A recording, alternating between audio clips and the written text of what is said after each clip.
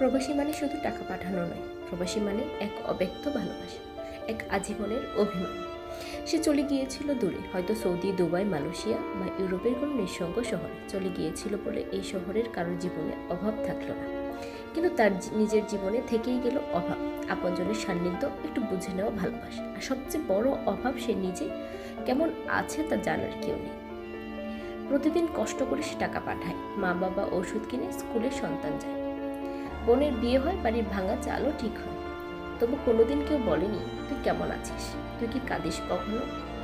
হিসেব সবাই রাখে সে কত টাকা পাঠালো, সময় মতো পাঠালো কি না, কিন্তু কেউ কোনোদিন ভাবে না এই মানুষটা প্রতিবার টাকা পাঠানোর সঙ্গে সঙ্গে নিজের এক টুকরো প্রাণও পাঠিয়ে দেয়।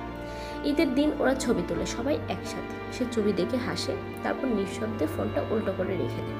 কেন জানো? কারণ সে জানে ওই ছবিতে তার থাকার কথা ছিল, কিন্তু জায়গা নেই, কেবল কাজের, কেবল চাহিদার বোঝা তার কাঁধে। প্রতিদিন ঘুম ভাঙে ভোরে, কাজ শুরু হয় ঠান্ডা বা রোদের দেশে, কিন্তু রাতে শেষ হয় একা। মাথার নিচে বালিশ নয়, জমে থাকা অভিমানের পাহাড়।